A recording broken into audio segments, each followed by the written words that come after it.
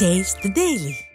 புதுக்கோட்டையில் இருந்து திருச்சிக்கும் திருச்சியில் இருந்து புதுக்கோட்டைக்கும் செல்லும் அரசு பேருந்துகளில் கீரனூர் செல்வதற்காக ஏறிய பயணிகள் நடுரோட்டில் இறக்கிவிடப்பட்டதில் மூதாட்டி ஒருவர் மயங்கி விழுந்தார். கீரனூர் சிவன் ஆலயத்தின் தேர் திருவிழாவினை முன்னிட்டு தேர் புறப்படும் முன்பே ராமேஸ்வரம் திருச்சி நெடுஞ்சாலையில் கீரனூர் பயணிகள் இறக்கிவிடப்பட்டனர். இதில் மூதாட்டி ஒருவர் மயங்கி விழுந்து மருத்துவமனையில் அனுமதிக்கப்பட்டார். மேலும் பலர் கொளுத்தும் வெயிலில் கை குழந்தைகளுடன் நடந்து சென்றதில் கடும் அவதியடைந்தனர். நிர்வாக திறனற்ற ஸ்டாலின் மாடல் அரசின் போக்குவரத்து துறை பயணிகளின் நலனில் அக்கறையின்றி செயல்படுவது இதன் மூலம் வெட்ட வெளிச்சமாகியுள்ளது.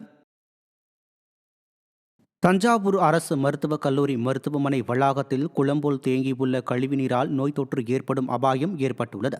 இம்மருத்துவமனையில் தஞ்சாவூர், புதுக்கோட்டை உள்ளிட்ட மாவட்டங்களில் இருந்து ஆயிரக்கணக்கானோர் சிகிச்சைக்காக வந்து செல்கின்றனர். இந்த நிலையில் அரசு மருத்துவக் கல்லூரி வளாகத்தில் கழிவுநீர் குட்டை போல் காட்சியளிப்பதால் துர்நாற்றம் வீசுகிறது. விடியா ஸ்டாலின் ஆட்சியில் பெரும்பாலான அரசு மருத்துவமனைகள் நோயை பரப்பும் இடமாக மாறியுள்ளதாக பொதுமக்கள் வேதனை தெரிவித்துள்ளனர். கோவை தொண்டாமுத்தூர் சுற்றுவட்டார பகுதிகளில் 500 டன் வெங்காயம் தேக்கமடைந்ததால் விவசாயிகள் கவலையடைந்துள்ளனர்.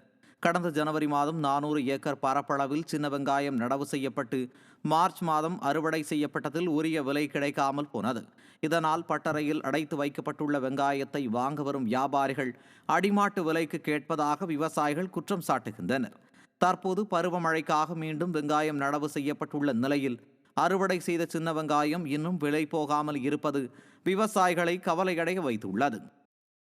செங்கல்பட்டில் இருசக்கர வாகனம் மீது அரசு பேருந்து உரசியதில் கல்லூரி மாணவன் பரிதாபமாக இறந்தார்.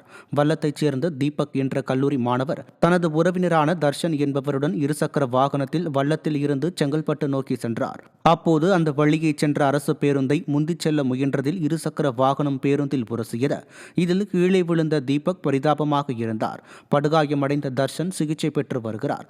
திங்களன்று பிறந்தநாள் கொண்டாடவிருந்த தீபக் இறந்த சம்பவம் அப்பகுதியில் பெரும் சோகத்தை ஏற்படுத்தியுள்ளது.